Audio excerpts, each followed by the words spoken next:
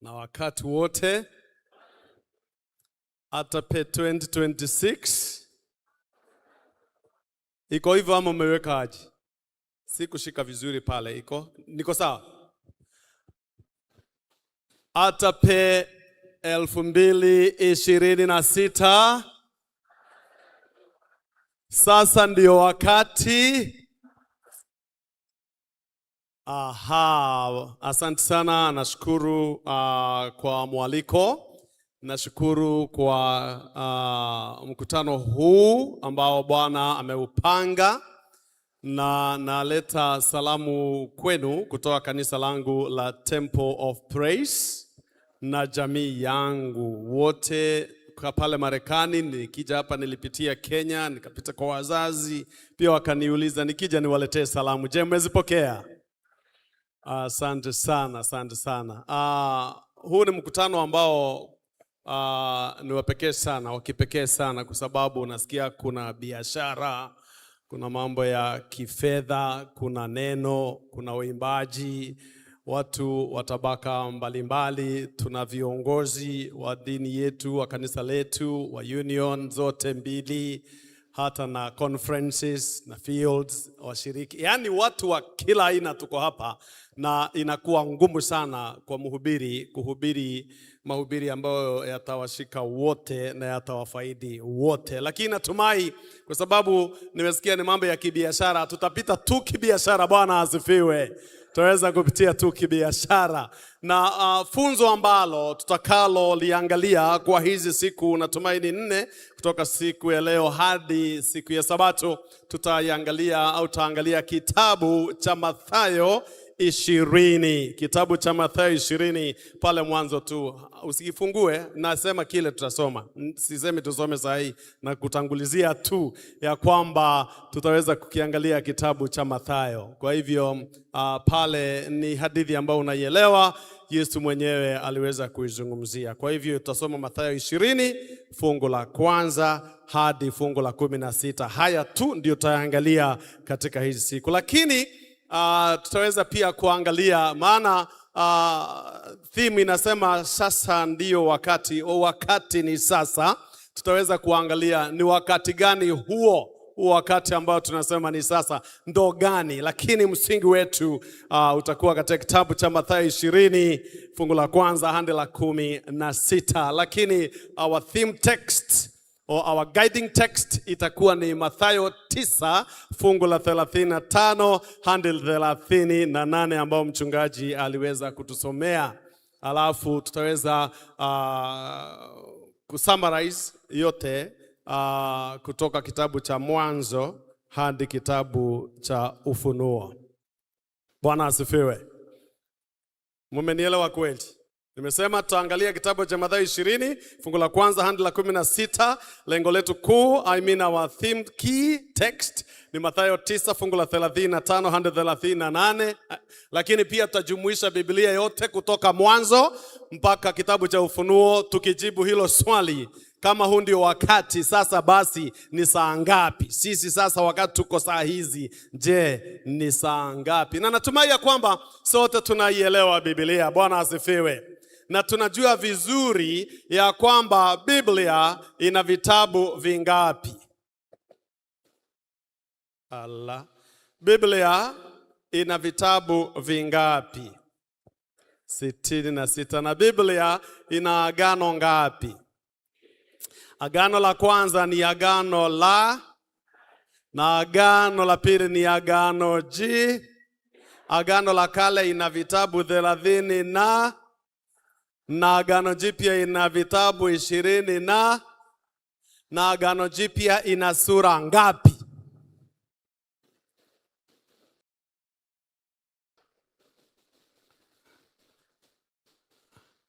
Amen. Mulikuwa mezoea na wapatia clue, si ndio? Agano G. Haya, agano la kale ina sura 929 929. Na agano jipya iko na sura 260.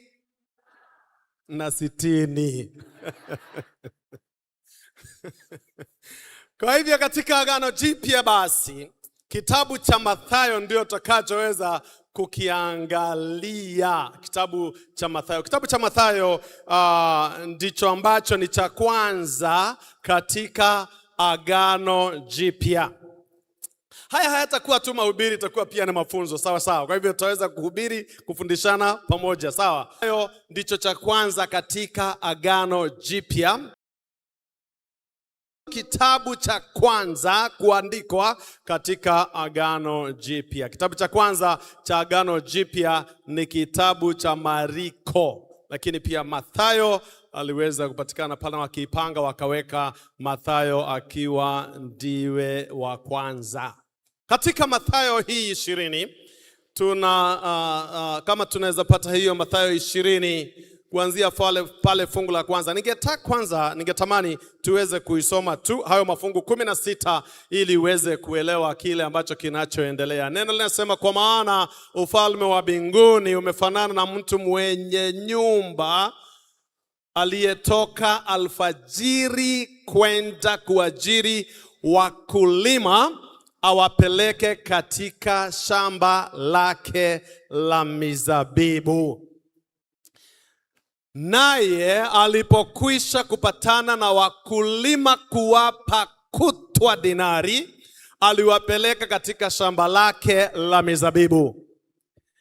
Akatoka mnamo saa 3, akaona wengine wamesimama sokoni wasiokuwa na kazi, na hao akawaambia, enendeni nanyi katika shamba langu la mizabibu, na iliyo haki nitawapa. Wakaenda. Akatoka tena mnamo saa 6 na saa 9 akafanya vile vile. Hata kama saa 11 akatoka, akakuta wengine wamesimama, akawaambia, mbona mmesimama hapa mchana kutwa bila kazi? Wakamwambia, kwa sababu hakuna mtu aliyetuajiri. Akawaambia, enendeni nanyi katika shamba langu la mizabibu. Kulipokuchwa, yule bwana wa shamba akamwambia msimamizi wake, waite wakulima walipe ujira wao, ukianzia wa mwisho hata wa kwanza. Na walipokuja wale wa saa 11, walipokea kila mtu dinari.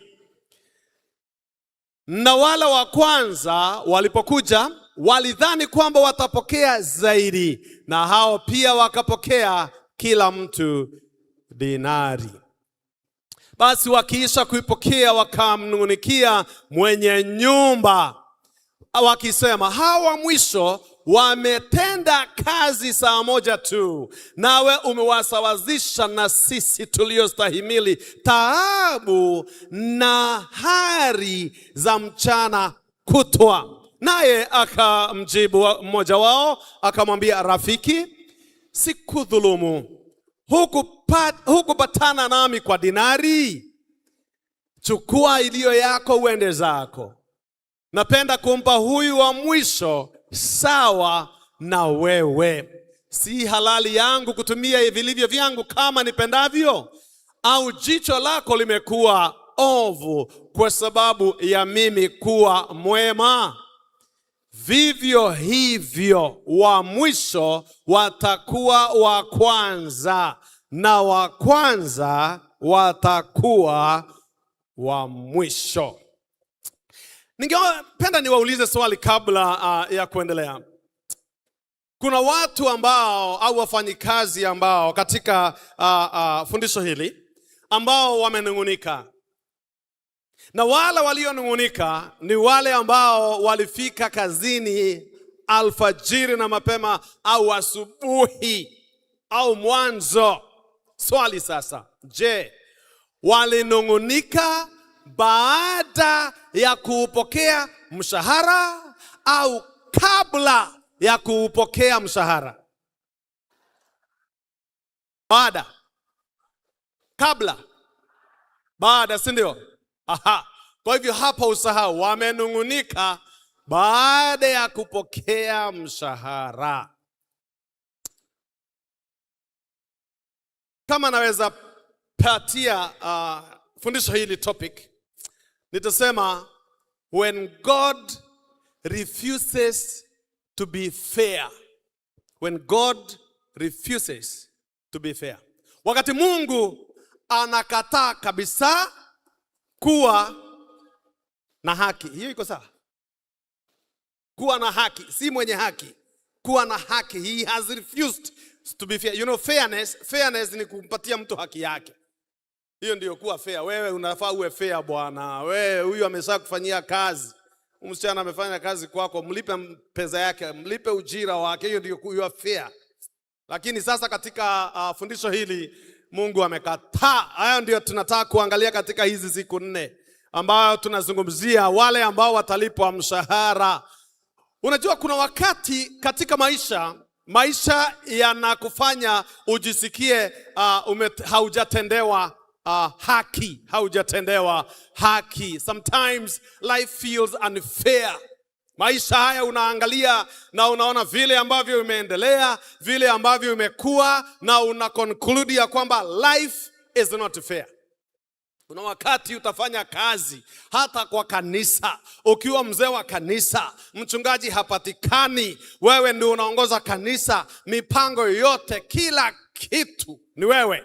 Wewe ndio unawekelea watoto mikono, wewe ndio unapanga watu wa ubatizo, mchungaji anakuja tu kubatiza au na mambo ikiharibika anakuuliza wewe mzee, mambo haya yakiharibika ulikuwa wapi wewe mzee? Wewe mzee wa kanisa. Mwisho wa mwaka ukifika, jambo jema ni kwamba sisi kanisa letu hili la Waadventista, mwaka ukiisha, wakati tunawabadilisha wazee, ukipatikana mzee mpya, wewe ambaye ulikuwa una serve mwaka huu, unapewa mshahara. Si unalipa mshahara mwisho wa mwaka? Simnijibu.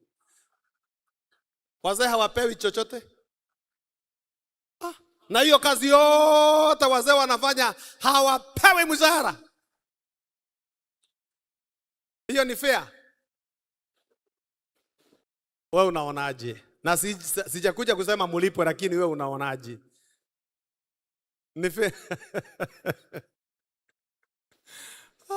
Kuna wakati ambao unaangalia, unasema ile kazi yote mimi, na kuna wazee wanatoa kwa uzee na watu wanawachukia tu kwa sababu alikuwa mzee mkali, lakini alijitolea. Kanisa ilisimama kwa sababu yake.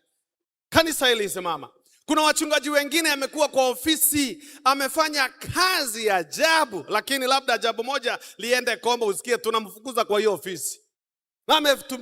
Na ametumika kwa kanisa miaka 5. Kuna wakati wewe umetumika kwa hili kanisa na unashangaa hata nyumbani, na sio tu kanisani. Watoto wako wamekomaa, umejimudu mpaka wakafikia mahali wamefika. Alafu inafika wakati wanapozeeka, wanapozeeka wewe hawakuangalii jinsi ungestahili. Na unashangaa ni nini kinachoendelea, mpaka una conclude, unasema ya kwamba this life is not fair. It comes a time when you feel that life is not fair. Kati mwingine unasikia kwamba maisha hayakupatii haki yake na sio halali, mambo mengine unayoyapitia. We live in a world ambao kila mtu anataka haki yake. We live in a world which is obsessed with the fairness. Kila kitu unataka iwe fair, sababu tu umeimba wimbo hapa unataka nipatie kitu kidogo. Ukienda mahali unapaki gari, mtu amekuonyesha kuweka gari hapa, anakuitisha kitu kidogo. Umemuuliza njia ya kwenda pale kwa mkutano, anataka kitu kidogo. We live in a world where watu wengi wanataka hiyo fairness. Na Yesu mwenyewe ameona ni vyema atufundishe na atuelezee tuko wapi, tumetoka wapi, tumefika wapi. Na ndo tumesikia ya kwamba mwenye shamba aliondoka asubuhi na mapema na akaenda kuwatafuta wafanyikazi. Asubuhi saa 12 amewapata wafanyakazi, wameingia kazini, wamefanya kazi, lakini kazi ni mingi. Tulisomewa fungu likasema, Yesu alisema ya kwamba mavuno ni mengi, ila watenda kazi, ila wavunaji ndio namna gani? Ndio wachache. Hebu niwaulize wapenzi, huwezi tukawa wote sawa. Even though we are equal in the eyes of the Lord, hatuko sawa, haiwezekani. Hata siamini tukienda mbinguni bado tutakuwa sawa. Mimi tu, hiyo si Biblia, ni mimi tu kuangalia, naona itakuwa unfair. Yaani mimi kama nitapata chumba ya bedroom moja, naye Paulo pia apate ya bedroom moja, sioni kama Mungu asije atatuweka sawa. Paulo aliweza kuitwa na Mungu mwenyewe. Paulo alizungumziwa na Yesu. Aliambiwa, Sauli, Sauli, mnajua hiyo hadithi. Aliitwa na Yesu. Wewe uliitwa na Yesu ngapi na ni mahubiri ulisikia, ukabadilika, ukakubali, ukabatizwa hapa kanisani? Hata hujamuona huyu Yesu, ni imani tu. Paulo waliongea na Yesu. Akamuuliza, wewe Sauli, mbona unanitesa? Na Sauli akaongea na Yesu, akamuuliza, wewe ni nani? Yaani anauliza Yesu, wewe ni nani? Na Yesu tena akamjibu. There was a conversation. Akamwambia, mimi ndiye yule unayetesa. Unataka nifanye nini? Amka, utashikwa mkono, pelekwa mpaka kwa Anania. Na huyu Paulo alibadilika, anasema, nilienda katika Arabian desert. Yeye akafundishwa na Yesu. Hakufundishwa na mzee wa kanisa, hakufundishwa na mchungaji, alifundishwa na Yesu. Hata anasema, nilienda mbinguni mimi, hata mbingu ya 3 tika jozi. Na anasema, yale niliona hayajaonekana na macho, yale nilisikia hayajasikika kwa masikio, hayajaingia kwa mawazo. Huyu ni Paulo, wapendwa. Aliandika Biblia over 51%. Biblia katika Agano Jipya ni vitabu 27, 14 Paulo aliandika. Wewe ni nini umeandikia hii kanisa? Hata peji moja, hata leso ni kusoma uwezi. Halafu tufike mbinguni mtoshane na Paulo. Hapo tutaambia Mungu, Paulo au utoshane na Ibrahimu. Wewe na Ibrahimu tuko sawa. Ati unaenda kuuliza Yesu, kwa nini Ibrahimu ako na rumu mbili, mimi niko na moja, na sisi wote ni waumini? Sisemi hatutakuwa sawa, lakini kwa mawazo yangu mimi naona kama pia sielewi. Hapo usiulize ni fungu gani, ni kwa kichwa changu. Kwa sababu hawa walifanya kazi. Paulo anasema alichapwa kwa Injili, kuchapwa mpaka wakaua yeye kule Efeso. Waliua yeye, wakashika yeye, wakarusha nje ya ukuta, amefariki, ameisha. Asubuhi baridi, asubuhi imegonga yeye, akarudi ndani kuhubiri. Wewe hujachapwa, wewe ni watu tu walikusengenya kidogo tu, kidogo tu. Na umeumia, hata umeacha kanisa, kidogo tu. Hatujaguza wewe. Hata Paulo anasema hamjapigana, hata hamjamwaga damu. Damu hujaguzwa. Ukiguzwa hivi unaita polisi. Kuguzwa tu. Halafu tufike mbinguni tutoshane. Hapo wengine waliuawa. Petero kichwa kilienda. I'll tell you, katika hii wiki vile mitume walifariki. Utashangaa kama Andrea alikamatwa akafungwa hivi na minyororo, mikono yote miwili kwa mti huu na mti huu, mguu huu na huu, akalimwa, akauawa. Hujaguzwa na unalia, yani hauongei kanisani, umenuna kila wakati, umekasirika. Ati walikuongea, ati ulichelewa kanisa. Hiyo tu ndio inakasirisha. Ati ulichelewa, alisema unachelewa kanisa. Kwani si mtu anakuja kulingana vile ameitwa na Yesu, hutaki kuguswa? Walichomwa moto. Isaya alikufa namna gani? Enda uangalie vile Isaya alikufa. Isaya mwenyewe nabii wa Mungu aliingizwa ndani ya mti ambao ulikuwa mkubwa sana, wakaukata na msumeno. Dead. Waliuawa. Yakobo kichwa kinaenda. Petero mwenyewe anaangikwa, akasema msiniangike kama Yesu, kichwa kiangalie chini. Wewe ukiona utateswa, si unakimbia mbio ile ijaonekana hii dunia hii. Alafu tufike mbinguni tena tunatoshana. Anyways, so kile Yesu anasema, anaelezea, I am not fair but I am generous. In other words, nitamlipa. Sikia Biblia inasema nini? Naja upesi. Hicho ni kitabu cha Ufunuo 22, I think fungu la 12. Naja upesi na ujira wangu huu mkononi mwangu. Asante mchungaji, sasa nimalizie. Kumulipa kulingana. Sikia, sasa hapa niambieni sasa kazi yake. Hatutalipa the same. Wacha kushinda ukisema asijali, kila mtu ni dinari. Asubuhi ni dinari, saa 5 ni dinari, utashangaa.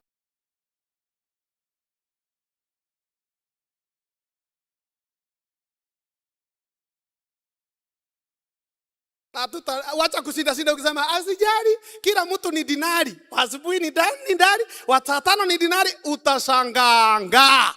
Anasema nina ujira wangu na nitakulipa kulingana na kazi yako vile ilivyo. Hauwezi ukachezea kazi ya Mungu tena akulipe the same na wale wengine. Sijui itakuwa namna gani, lakini sisi wa Adventist tuna njia ya kupita hapo. Huwa tunasema ya kwamba tutapewa nyota na kila mtu atakuwa na nyota zake, si ndio? Hapo I think hapo kwa nyota ndio kuna key hapo. Hapo kwa nyota hapo ndio iko maneno. Huwezi ukakataa kufanya kazi ya Mungu. Hata pa wanakuita hutaki kufanya. Kanisa linakuita wakati wa makambi unaitwa wito, hutaki kufanya kazi ya Mungu. Wachungaji wamefika kazi ya Mungu, alafu tufike mbinguni sote tupewe the same. Bwana asifiwe. Bwana asifiwe. Lakini pastor si nasema ni dinari. Si watu wote kweli hapo sasa ndio maneno iko sasa hapo dinari. Kila mtu asubuhi ni dinari. Na jioni, unajua ni nini kitafanya basi tulipe pamoja? Let me tell you. The only thing that will make us be paid the same is what I call the grace of God. God's grace.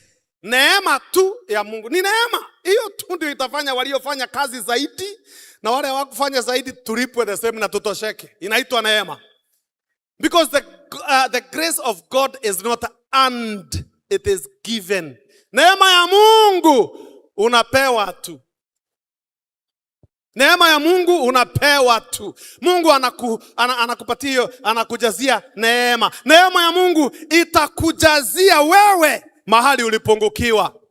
Hiyo kazi ulifanya ni sawa, lakini haikufika. Sasa kile atafanya, ataongezea neema yake ili muweze kutoshana na mchungaji. Hiyo tu ndio bahati uko nayo. Ungekula huu na hasara juu. Yaani ungekaa na hiyo kazi yako. Ni kweli Yesu atakulipa kulingana na kazi yako vile ilivyo, lakini neema yake atakuzidishia. Bwana asifiwe. Ni kwa sababu ya neema ya Bwana, sio kazi uliyofanya. Kwa sababu hata Ellen G. White anasema kazi ambayo mulistahili kuifanya kwa mwaka mtafanya na mwezi, kwa sababu mulikaa kizembe tu. Ya kwamba nyinyi mulikaa hamtaki kufanya kazi. Na kwa hivyo kama unajua tutakapofika mbinguni, kuna mambo matatu yatakushangaza. Kuna mambo matatu yatakayokushangaza utakapofika mbinguni. Jambo la kwanza litakalo kushangaza ni kumkosa yule ambaye ulijua hakika anaenda na hayuko mbinguni. Utashangaa ukimkosa yule ambaye ulidhani atakuwa mbinguni na amekosekana mbinguni. Mshangao wa pili utapatikana wakati utafika mbinguni na uone yule ulidhania haingii ako huko ndani akitembea katika barabara za dhahabu. Utauliza Mungu, hata mume wangu, kwa sababu kuna wake ambao wanajua bwana yangu haendi. Wacha nikwambie, yule ambaye anajua zaidi kama unaenda au hauendi, kusema ukweli kabisa, ni mke wako. Si washiriki. Washiriki wanakuona unasutu uko sawa. Toa matangazo hapa. Hata ukisoma neno la Mungu, unasoma kama malaika wa mbinguni na lugha safi. Na kwa utaratibu na unyenyekevu. Na tusome katika kitabu cha Bwana. Kitabu ni cha Kumbukumbu la Torati kilichoandikwa na Musa. Tusome katika sura yake 34 na fungu lake ni la kwanza. Naomba ya kwamba tukatulie kwa unyenyekevu tukilisoma neno la Mungu. Unasema huyu hakika ataenda mbinguni. Huyu hata vile anasema. Utashangaa akifika nyumbani hasomi hiyo Kumbukumbu la Torati. Yeye ndiye kumbukumbu kule nyumbani. Yeye ndiye kumbukumbu. Mke wake ndiye anasema rohoni Na ukitaka kujua kama utaenda mbinguni, enda kabisa uulize mke wako. Wakati kumetulia, usiulize wakati mmekosana. Wakati unaona hali iko safi, muulize, lakini mpenzi, mimi nataka kuuliza swali moja. Ukiniangalia jinsi unavyoniangalia, unaona kama mimi Yesu akija leo hii, unaona kama nitaingia? Kuna mke atakwambia nitakujibu, lakini unihakikishie nitakuwa na amani baada. I just want to be sure that I'll be safe after I answer you and I give you a candid and honest answer. Mzee aseme sawa, naye awe mwaminifu kwa kujibu swali. Atakwambia yenyewe, usipobadilika sioni ukienda. Au watoto wako, hata we mke, uliza bwana, umwambie lakini sisi wanaume huwa tuna uoga fulani mkituuliza maswali yenu. Sababu we always know, ukiona mke wako anakuuliza swali, kesi imefanywa kitambo sana, investigation imefanywa, kesi imeamuriwa, basi leo ni execution. Leo ndio unawekwa ndani. Kwa hivyo we are very careful. Mke wako asikuulize, "Hey my husband, unaona kama nimeongeza weight?" Be very careful answering that question. Uchunge sana ukijibu. Mke wako anakuuliza, unaona kama, maana siku hizi hawataki kuambiwa wameongeza weight. Zamani ilikuwa sawa. Sijui hapa, lakini kwetu Kenya ilikuwa sawa. Wakati mke amepanuka, amenona, bwanaume anapewa hongera, ambao umefanya kazi sawa. Siku hizi sio hiyo. Siku hizi wanapunguza, hata wanadungwa masindano, wengine wanakatwa maiyo matumbo, sijui wanataka kuwa kitu gani. Lakini wanasemanga kuna kashepu wanatafutanga, sijui ni shape 8, sijui ni 6, lakini kuna kashepu fulani wanatafuta, na wengine wako na kashepu hako kwa mawazo yao. Kwa hivyo na wewe unaulizwa nimeongeza vitu, unajibu tu mzee, kwanza muulize unaonaje wewe? Unaonaje?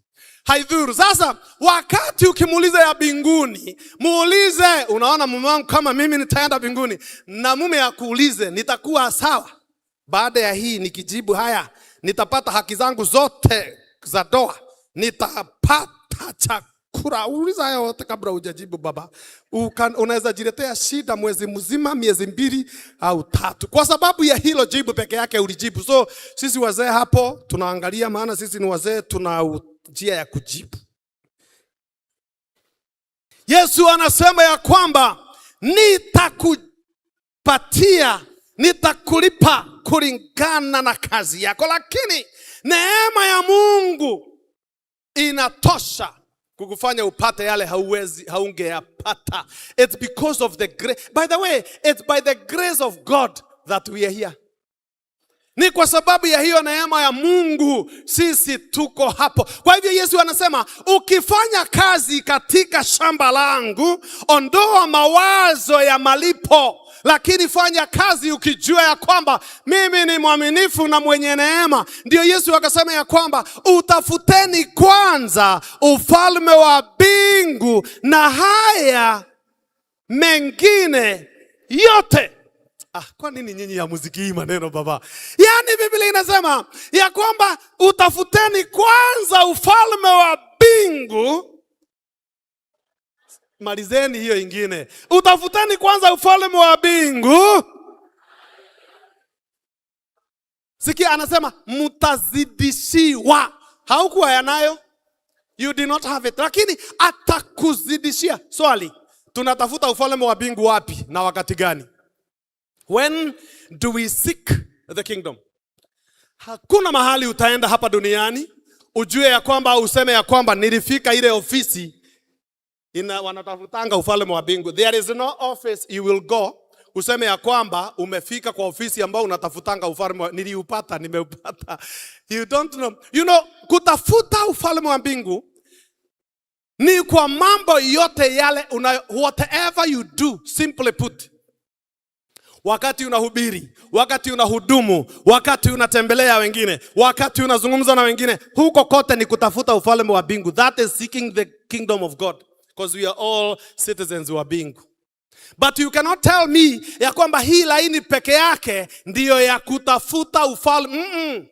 Tafuteni, hakutuelezea ni wapi, hakutuambia kwa njia gani, hakutuambia ni aje, ni saa ngapi. Alituachia tu akasema, utafuteni kwanza ufalme wa Mungu na mengine yote mtazidishiwa. Hiyo kuzidishiwa ndiyo ninasema mimi na Paulo hata sistahili kukaa karibu na yeye, lakini kwa sababu ya neema ya Mungu atanizidishia mpaka nijikuta tunatembea katika barabara za dhahabu na Paulo na Ibrahimu. Bwana asifiwe. Kwa hivyo nilikuwa nakuelezea mambo matatu ambayo yatakushangaza ukifika mbinguni. Nimekwambia ya kwanza, utashangaa kumkosa yule ulifikiri ataenda mbinguni, na ya pili utashangaa kumuona yule ulifikiri, huyo bwana yako aliyekuuliza swali siku moja kama ataenda ukasema haendi, kumbe alikuja akabadilika na wewe ulikuwa umeshaenda. Sasa utamuona. Unafikirije wakati Paulo atamuona Stefano, au Stefano atakapoona Paulo mbinguni? The last person to see when he was alive, huyu Stefano, ni Paulo. Na alilimwa mawe, akaangalia juu akasema wasamehe, na akafariki. Kwa hivyo alifariki akijua huyu mtu ni candidate wa hell. Kumbe alibadilika. Hiyo kifo ya Stefano, baada ya Stefano kufa, Paulo amebadilika na akaandika vitabu tunavyosoma, tunabadilika, tunaamini, tunaokolewa, tunazikia kwa sababu ya vitabu vya Paulo. So niambie, wakati Stefano ataamuka asubuhi njema, akienda katika barabara wakutane na Paulo, si atatoroka? Si atasema aya. Yesu atamwambia it's okay Stefano, it's okay. He is okay. He's not a threat. Kwa sababu Stefano atakapoamka pale ataita security. Yesu anamwambia it's okay. Atampatia hadithi ya ukombozi na atamwambia vile huyu Stefano alibadilika. Kwa hivyo hata wale unaona hawaendi, utashangaa utakapowaona huko wewe. Kitu cha tatu cha kukushangaza mbinguni ni kujiona mbinguni wewe. Bwana asifiwe. Kwa sababu kusema kweli hata wewe huwa unajiuliza maswali wakati mwingine, kweli mimi nitaenda kweli? Yaani na hii mahasira kuna watu wako na mahasira tu. Yaani wewe unakasirikanga kwa kitu kadogo tu, unakasirika kanisa mwaka mzima kwa sababu hata kazi, unajua kuna watu hupewa kazi kanisani, wewe hawakukumbuki.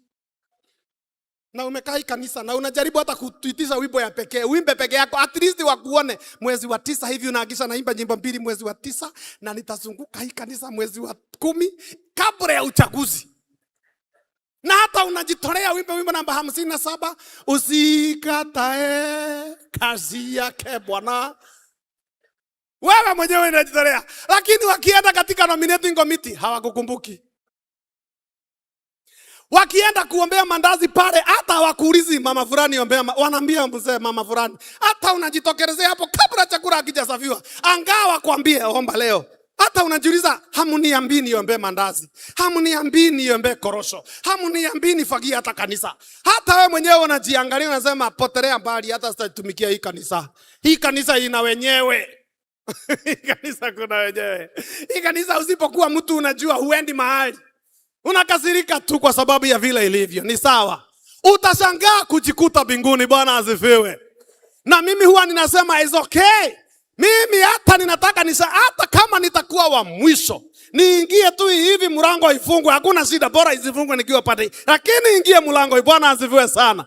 Utashangaa kujikuta mbinguni. Kile kitafanya uingie mbinguni ni kuifanya kazi ya Bwana. Wakati tunaposema hapa ni mambo ya wataaluma na wajasirimali. Hiyo ilinikatisha. Sawa. Kwa hivyo wakati tunaposema kwamba business people, business entrepreneurs, professionals, let me tell you, hata kama haufanyi kazi kanisani, kule unakofanya, hiyo ni kazi ya Bwana na inategemea alikuita kazini saa ngapi. Kwa hivyo tukifanya kazi ya Mungu, tutoe mawazo ile tunasema the paycheck mentality. Tutoe mawazo ya paycheck mentality na tuingiza katika mawazo yetu the grace mentality. Ya kwamba tutoe mawazo ya mshahara. Sifanyi hii kazi nikalipwe, lakini nafanya hii kazi kwa sababu ya neema ya Bwana. Neema hiyo ya Bwana ndiyo ambayo imenifikisha mahali hapa nimefika. Kwa hivyo tunapoangalia ile nilikwambia fairness, ya kwamba fairness inamaanisha nini? Fairness says you get what you deserve. That's what fairness does. Fairness inasema unapewa haki yako. Lakini neema inasema unapewa isiyo ni sawa? Isiyo haki yako. You get what you do not deserve. You get what you don't deserve. Hiyo ndiyo neema. Na kwa hivyo mwenye hili shamba ambaye ni Mungu amewaita watendakazi ambao ni wewe, na wamekuja wengine asubuhi na mapema, na wengine wamekuja baadaye, na kuna wengine ambao wamekuja the very last hour. Wacha nikuonyeshe mfano mwingine ambao unaonyesha ya kwamba Mungu is not fair kabisa. Wewe umefanya kazi ya Bwana, mwinjilisti wa pekee. Umeingia kila ofisi, umepanda milima, hata umetunga, umekuwa na salamu za kazi yako. Panda mlima, moto bila moshi. Salamu tunajua Waadventist nao kwa salamu wako sawa. Sisi ni kisu, sisi si nyama. Hiyo ni wainjilisti. Wainjilisti wa vitabu, tega bomu, italipuka baadaye. Hiyo yote rahisi. Ni sawa. Imagine hiyo kazi yote umefanya. Umepanda milima, umeshuka mabonde. Miaka 40 mpaka umeretire. Na umeongeza ingine 5. Umefanya kazi katika kanisa hili miaka 50 bila kupumzika. Alafu ukiingia mbinguni unapewa taji ya ushindi. Na next to you ni nani anapewa taji ya ushindi? Mwizi aliyekuwa pale msalabani. Mwizi hakutembea. Mwizi kwanza hakubatizwa. Mwizi hakupumzika hata Sabato. Mwizi hata hakuna maombi yaliomba. Haka mtu hata hakutoa hata zaka na sadaka. Hakukuja kanisa hata siku moja. Alafu ukanyanga barabara za dhahabu, hata yeye anakanyanga. Na kile alifanya ni rahisi sana. Ni kuturn. Hivi. He just turned. Alikuwa ameangalia mbele, akaturn. Akaongelesha yule walikuwa naye hapa. Hivyo tu. Just turning. Kama kuna kazi kama mtu kalifanya, turning. Kamwambia unikumbuke. Naye akamwambia nitakukumbuka. Hiyo alafu unaniambia kuna fairness. Yaani unaniambia fair gani? Haka kama mtu kile tu najua Yesu alipanga vizuri ni kwamba alipanga hakuna mtu ataingia mbinguni kama hajapumzika Sabato. Kwa hivyo lazima kapumzike Sabato, lakini kalikufa Friday jioni, kalipumzika kakiwa kwa kaburi. Hakana taarifa, hakajui Sabato ni nini. Ndio tutasafiri kwa siku 7. Ili kapumzike hapa kabla akajaingia. Huingii kama upumziki Sabato. At least kafanya kitu moja, kapumzike Sabato. Ndio unasikia tutasafiri kwa siku 6. Kila sayari. Sabato tutapumzika milele. Kwa hivyo Yesu anahakikisha kabla hakajaingia kaonje Sabato. Sababu tunasikia mambo ya muhuri. Muhuri na ndiye lazima upumzike sasa. Hiyo peke yake. Sasa you tell me, fairness iko wapi? Wewe umefanya mikutano baada ya mikutano, umetoa mali, umejenga kanisa hili, umejenga kanisa lingine, umefanya crusade, umefanya atape, umekuja hii mikutano ya wanabiashara, umepanga Tanzania yote, tumeita Pastor Munene, tumekuja hata tumelipa. Kama mtu tu kile kalifanya ni kutani, kana ingia ukiingia. Where is the fairness? It is not fairness that will take us to heaven. It is the grace of God that will take us to heaven. Neema ya Mungu.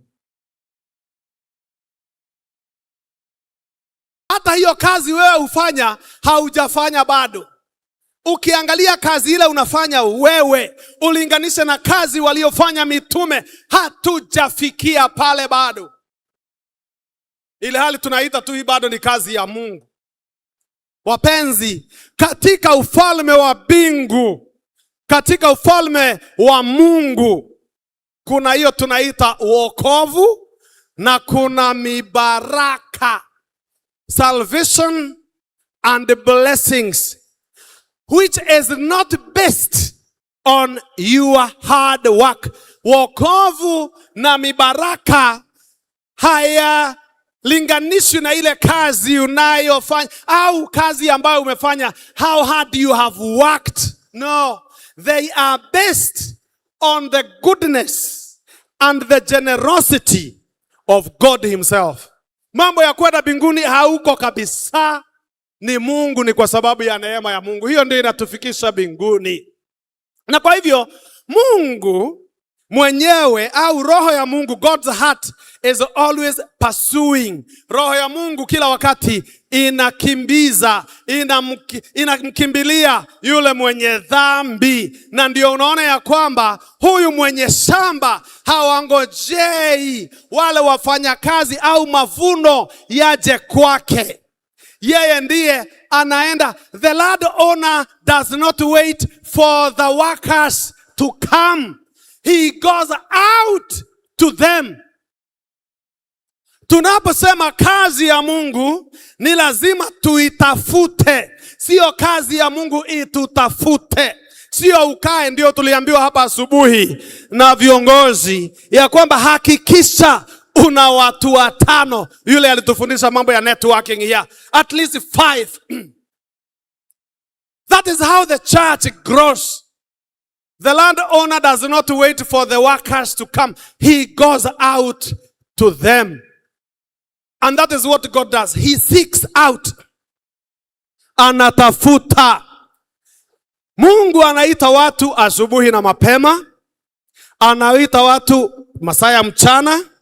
Na anawaita masaa ya jioni. Anaita watu wakiwa wadogo, young at age. Anawaita wakiwa in their middle years. Na anawaita hata wakiwa wazee. Haiti tu ukiwa masaa yako ni ya asubuhi. Unajua maisha yetu yale Mungu ametupatia, amegawa miaka. Na anasema ya kwamba miaka yetu ni mingapi? Ni 70. Kila mtu hapa ako na miaka 70. Uko na 70. Ni rahisi. Daudi akasema, nisaidie. Help me Lord to do what? To number my years. Number. Hasemi to count. Anasema to number. Kuna tofauti ya counting na numbering. Counting ni 1, 2, 3, 10. Numbering ni hii ni 1, hii ni 2, ni sawa. Lakini ukisema number 7 wote wasimame, watasimama. Hata simamia 1, hata simamia 7. Hiyo ndio numbering. Ni kama kuipatia namba yake. Namba yake ni hii. Anasema katika kitabu cha Mathayo 10 fungu la 30 ya kwamba I have numbered your hair of your head. Can you imagine? Mungu anajua hesabu. Kiswahili inasema hesabu, lakini it is numbering. It's not the count. It's the numbering. Ya kwamba unapochana nywele zako hivi zingine unatoa kwa kichana. Wewe ukiona ni nywele zimeanguka, Mungu anasema andika hapo nywele namba 2607 imeanguka. Hair number 2014 is fallen. Hizo unaanguka ni namba. Mungu anajua namba fulani imeenda. Kwa hivyo hata ukiwa kipara hapa ukaona huna nywele, anajua ni namba ngapi hauna, zingine zimebaki kama 5 au 6. He knows. So wakati anatuambia we number our years, sio kujua kuhesabu 1 mpaka 70. No, kuna jambo pale. Kila mwaka ina sababu yake. Numbering those years. Kwa hivyo sisi sote tulipewa, ulipozaliwa, ulipewa miaka yako 70. Ukaambiwa kwa credit yako kuna miaka 70. Njua vile utafanya. Kwa hivyo ukiangalia sasa kama umefika 35 years of age, umefika 35, hiyo ni saa 6 tayari. Saa 6 sahi. Kama uko 35, na nikiwaangalia vizuri wengi hapa mmepita hiyo kitu inaitwa 35. Nikiwaangalia tu. Kwa hivyo unaweza kuwa uko saa 6 na nusu. Kama uko 55, uko saa 6 na dakika 10. Kama uko 60, inaonekana uko saa 9 ya maisha yako. Uko saa 9. Kama uko 65, hiyo ni sawa na saa 10 na nusu.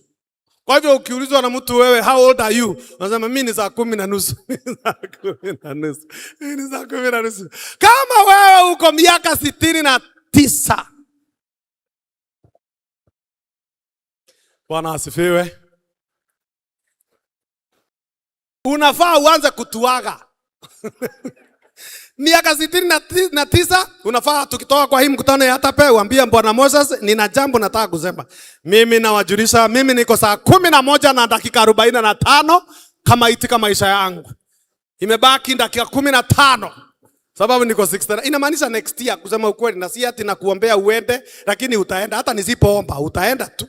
Kwa hivyo hapa si ati tupembelezane ati yo pastor useme hivyo, unajua pastor neno lake lina nguvu, linaweza harakisha watu. Si mimi nilisema, iko kwa Biblia. Hata nisipotamka Biblia inasema, na uko nayo, iko hapo kitabu cha Zaburi 90 verse 10 mpaka 12. Lakini Mungu kwa sababu ya neema yake anasema ataweza kuongezea. Ifike ngapi? 80. Utaongeza 10. Kwa hivyo msihofu, kama uko 69 wewe tuage, lakini utuambie unatumai ya kwamba hiyo hata pengine bado utakuja. Na ni sawa. Lakini huyu Mungu akasema hiyo 10 itakuwa na shida zake. Itakuwa na struggles. Hii miaka ingine umeongezewa 10. Ni ile ukikaa wakati inafika ya kusimama unajipanga. Unasikilia pande hii na pande hii na unatuelezea. Unatuambia unajua mimi si yule wa zamani. Mjue mimi sasa kusimama ni lazima. Na ukisimama unatulia kabla hujatembea. Hata watoto wako wanakuambia mam ngoja. Mam enda. Hata wao wanaona uko saa 12. Wanaona tu. Wanakwambia tutembee pole pole, na unatupatia hadithi ya kwamba ulipokuwa kijana mlikuwa mnahubiri, umehubiri Kenya, umehubiri Rwanda, mlihubiri na Mpisi. Unatuambia wazee wa zamani wakati hapa Unguja ilipofanyika hivi. Saa hii hata unasikia mwili na huwezi kuongea sana kwa sababu hata maneno 80. Lakini Mungu ni nani? Kuna wengine wanafika 100. Now, wakati mwandishi wa kitabu anasema nisaidie kuhesabu, anasema nimemaliza yangu 50, nimemaliza yangu 60, nimemaliza yangu 69. Muda umebaki Bwana, muda uliobaki nisaidie nijue nitafanya nini katika kazi yako. Umeingia, it does not matter when you are getting in the vineyard. Waatapo wanasema wakati ndo sasa. Hiyo imepita ni sawa. Umetumia hiyo miaka 60 hukufanyia Mungu kazi, is okay. Na Mungu ni mwema hivi kwamba hata mwizi msalabani ambaye hakumtumikia Mungu for his 11th hour alipomwangalia Yesu alimhesabu kana kwamba hata yeye alifanya kazi. Wakati tunaposema sisi ni wanabiashara, sisi ni wanaprofessional, sisi ni watu ambao tumejitoa kufanya kazi ya Mungu katika kanisa tukiwa na biashara. Let me tell you, it does not matter uliingia saa ngapi. Hata wale wanaoingia saa 11 bado mshahara upo. Bwana asifiwe.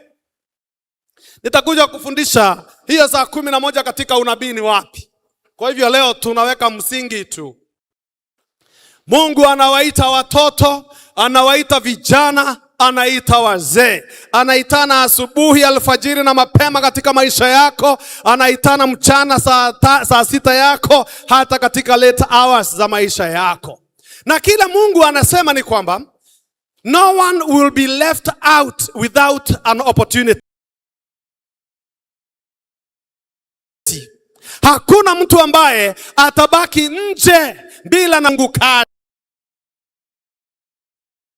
za kuwa na appointment na Yesu, ili hata na wewe umfanyie kazi ukitoka katika mkutano huu hapa Zanzibar.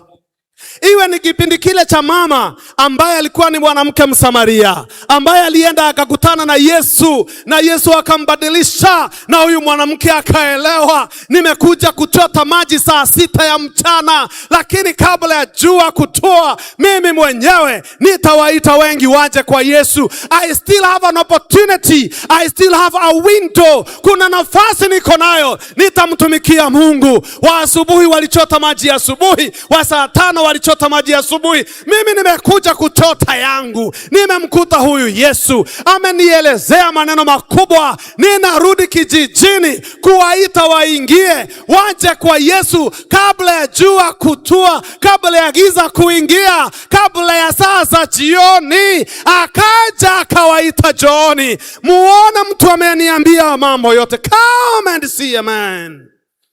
Inaweza kuwa wakati ndo huu wakati wako.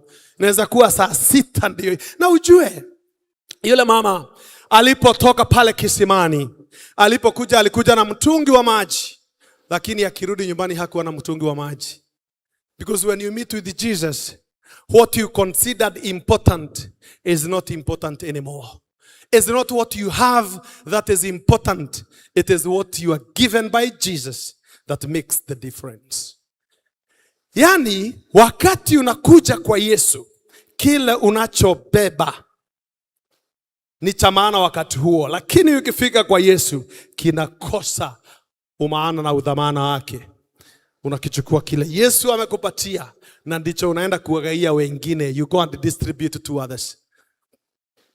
Sio yale ulikuwa umefanya ambayo yanaweka tofauti, lakini ni pale unako.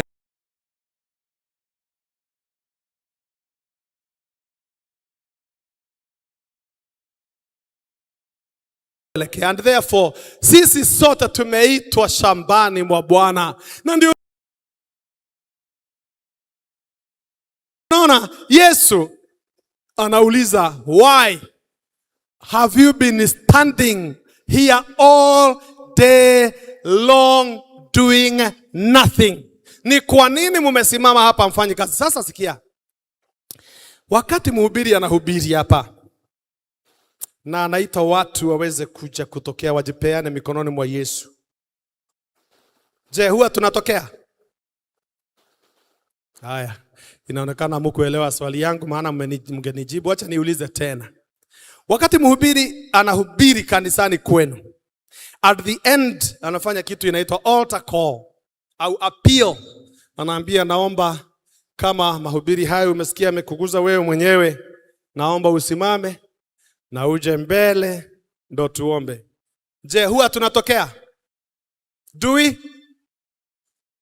Wakati anaita, hiyo ni nini anataka kufanya? Ni kuvuna, si ndio? Unapotokea unakuwa ni nini? Mavuno. Kwa hivyo usiende na mentality ya kwamba mavuno kila wakati yako kule nje. Hata wewe sasa umekaa bado wewe ni mavuno. Bwana asifiwe. Na ndio unaona ya kwamba hatujafikia. Hata ingawa tunaitana, ni lazima tuweze kuvuna mavuno kwa sababu ya Bwana. Na kwa hivyo Yesu mwenyewe anakuuliza, ni kwa nini wewe mwenyewe umekuwa umesimama hapa na hakuna kitu unafanya? Wakamjibu wakasema, kwa sababu hakuna mtu aliyetuajiri. No one has hired us. Akasema, basi ingieni shambani. Hata kanisani, hata wakati wa makambi, tunauliza ni wangapi watajitolea, waweze kuchukua mfuko, waweze kuchukua vitabu, wakafanya kazi ya Bwana. Wanaulizwa na wanajitoa, kwa sababu kila wakati wewe ni mavuno ya Bwana. Anytime, every time, anywhere, wewe, you are the harvest. Na kwa hivyo Yesu anapotukuta anaona we are lazy, na ndio anauliza, why are you standing here doing nothing? Kwa nini unasimama na hakuna kitu unachofanya? Why? Kwa nini umekaa tu? Nawe unajibu, kwa sababu sijapewa kazi. Yesu anasema, nilikupatia kazi miaka mingi iliyopita. Nakwambia, go ye therefore, itana. Ukisikia sauti, ita mwenzako. Wengi wako kula nje kwa sababu hawajasikia injili. No one has told them about the gospel. No one has told them come into the vineyard of God's grace. Kuna mtu amewaita kuambia John, yawezekana Mungu amekuleta kwa mkutano huu wiki hii ili aweze kuamsha roho yako tena, akwambie umekaa sana, umekaa kitako sana. You have been relaxing and you have not doing my work, and therefore I want you to come. Na nataka uingie kazini, jiunga na wengine ukafanye kazi ya Bwana. Go and tell them, come, the Lord still has a room for you. Usione wengine wanafanya kazi alafu wewe unaridhika. Kuna wengi ambao wanalaumu wachungaji. Unalaumu wachungaji ya kwamba huyu mchungaji wetu haleti watu wapya, habatizi, hakuna kondoo wapya kanisani. Acha nikwambie. Na hebu niwaulize, sijui hapa, lakini kawaida ni nani huzaa? Ni mchungaji huzaa au ni kondoo? Naomba mnijibu.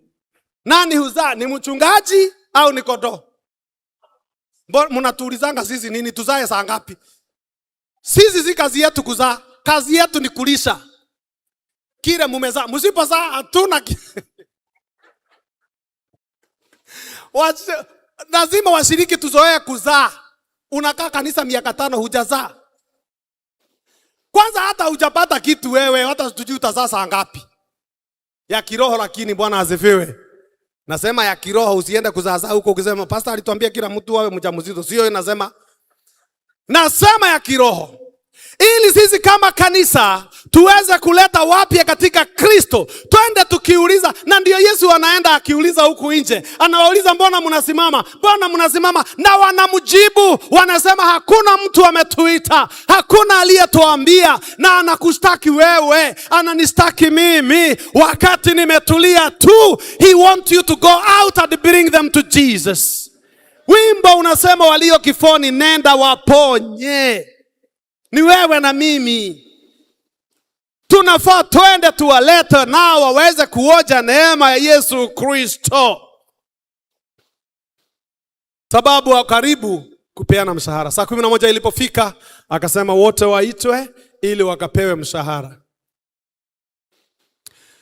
Na wakati mshahara unapeanwa, kila moja dinari, ili washtua wengine. Kwa nini? Because grace shocks our sense of fairness. Kwa sababu neema, hiyo ndio iliwashtua. Kwa sababu neema hushtua zile hisia zetu zinazotuzungumzia kuhusu haki. Kwa sababu ndani yako you need your fairness. Sasa neema ya Mungu inakuconfuse. Kwa sababu kile kinaingia sasa ni wokovu. Do you know what we say about salvation? Salvation plays at an equal ground. Neema ya Mungu inacheza kwa kutupatanisha na kutulinganisha wote. Mbinguni hakuna ya dhahabu ya wale walifanya kazi zaidi. Ndio hii sasa, hii Mathayo 20. Hakuna ati kwa sababu waliingia asubuhi na mapema watapata bingu ya dhahabu. Sisi wengine tumeingia saa 11 tupate ile ya shaba. Hakuna gold heaven na bronze heaven, yote ni sawa. Dinari ni uzima wa milele. And it is a full salvation in Christ Jesus. Kwa hivyo na wewe uchunge sana, usiwe mtu ya kulalamika na kunungunika. Be careful. Don't become a grumbling and a comparing person all the time. Unasema mbona hawa wamepewa haki sisi hatujapewa? Mbona huyo amebarikiwa? Weenda kwa Yesu peke yako. Peana haki, hoja zako kwa Yesu bila kuzilinganisha na wengine, kwa sababu hata masaa hayakutoshana. Na wananungunika. Kinachostua ni kwamba walipokea mshahara kwanza kisha wakanungunika. Si wangenungunika kabla wajapokea. Ushapokea kwa sababu hiyo ndio mlikuwa mmeagana, na hivyo ndivyo ulikuwa umeambiwa. You know why Jesus is telling them waridhike? Aliwaambia chukua mshahara yako utosheke na uende zako. Why? Because comparison kills the joy. Kulinganisha na kutaka kutoshana inaua raha ambayo ungefurahia kwa mshahara wako. Na ndio Yesu anamuuliza hiyo fungu la 15, mbona una wivu? Are you envious that I am generous? Kwa sababu Yesu anasema tumebarikiwa tofauti, na ndio akasema ya kwamba walio wa mwisho watakuwa wa kwanza na wa kwanza watakuwa wa mwisho. Sasa wewe ndio ujue ulikuja saa ngapi. Sasa ujue, lakini uzuri ni kwamba wote walilipwa. Wa kwanza walilipwa, wa mwisho walilipwa. Hatumtumikii Mungu kwa sababu sisi ni wazuri. La, tunamtumikia Mungu kwa sababu yeye ni mzuri. He is already good, na msalaba wa Yesu Kristo umetuokoa. Kwa hivyo nikimalizia, tutaishi vipi sisi kama wa Atape? Sisi ambao tumeitwa shambani mwa Bwana, tutafanya kazi namna gani? How should we live? Tutaishi namna gani? Number one, stop bargaining and start trusting. Jambo la kwanza, acha what is to bargain? Ukienda sokoni you bargain. What is that? Wanajua? Mnajua Yeah. Hiyo kubargain, wacha hiyo sasa. Wacha hiyo biashara ya kwamba kama Petero nitapata nini, mbona fulani.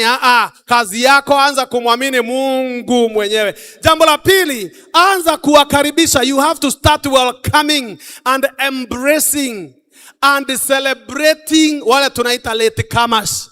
Anza kutoka sasa kuweza kuwakaribisha na kuwapokea na kuwasherehekea wale wameingia saa 11. Wale tumekuja tumechelewa. Sherehekea yule mwana mpotevu. Anapokuja baba anasema chinja, na kuwa na celebration. It doesn't matter whether you have been in the house. Na huyo amekuja leo hii, tuta celebrate sababu he was dead, now he is alive. Ni lazima tujue ya kwamba yule amekuja saa hii ni younger brother, na ni lazima tusherehekee kwa sababu hivyo ndivyo inavyostahili. Wale wameingia saa 11, wacha kulalamika ya kwamba wamelipwa mshahara kama sisi. Sherehekea, useme hakika hata wao wamepata mshahara. Ya mwisho, be gracious, be grateful. Onyesha shukurani kwa yale Bwana amekupatia. Kwa hivyo sasa, haya ambao tumezungumzia, haya ambao tumesema, ambao imetufikisha hapo katika hiyo ya mwisho hapo. Tutaanzia masaa mengine au kesho, tutaenda sasa kwa lisaa, kila saa tuone ni saa gani katika unabii. Wakati tunaposema saa 12, hii saa 12 ni akina nani wanaotajwa pale, hadi saa 11 ndio utakaomaliza mkutano. Lakini tujue ya kwamba huu ni ufalme wa mbingu ambao umefananishwa na masaa ambao Mungu ametuita. Kama ulikuja saa 12 iko sawa. Kama ulikuja saa 3 uko sawa. Kama ni saa 6 uko sawa. Kama ni saa 9 uko sawa. 11 uko sawa. Angalia vile Yesu anavyofanya, kwa sababu kazi ni mingi. Amevunja the sequence, amevunja the routine, kwa sababu routine inakaa every 3 hours anaongeza watu. Every 3 hours. 6 o'clock, masaa 3, saa 3 ameongeza. Saa 6 ameongeza. Saa 9 ameongeza. Hakungojea saa 12. He cannot wait. Hiyo saa 11 amevunja protocol. Amevunja ile sheria alikuwa nayo, ili watu kama wewe nami tuweze kuingia shambani, ili nasi tukapatikane. There is a reason as to why he is going to break that protocol every 3 hours. It is the same protocol which he broke. Wakati unakumbuka wale wanafunzi wake wakiwa katika bahari na kukawa na storm, wamejaribu, wameng'ang'ana mpaka the 4th watch of the night. Hiyo ilikuwa ni saa 10 asubuhi. Badala ya Yesu kuja saa 9, saa 6, saa 3 au saa 12, aliingia saa 10 ili awaokoe hawa ambao walikuwa wanazama. Na Yesu anasema any time is good time to do his work. Let me say that again, kwa sababu I expected you useme amen ukusema. Let me say it again. Yesu anatuambia anytime, where, anyhow is the best way to do the work of the Lord. Mtakatifu na Mungu wetu uishie mahali pa juu mbinguni, tunakushukuru tena na tunalihimidi jina lako kwa wingi wa fadhili zako. Asante kwa kutuzungumzia. Asante kwa kutuelezea kuhusu shamba lako. Na asante kwa kutujulisha ya kwamba sisi ndio watenda kazi sasa hivi.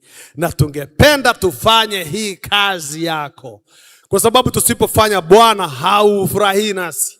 na kuna wengi wanatusubiri. Tufanye hii kazi leo hii, na kama sio leo hii, iwe ni sasa hivi. Tutende hii kazi yako, tuwezeshe kuamka na kwenda kuitangaza. Katika jina la Yesu tumeomba na kuamini, amen.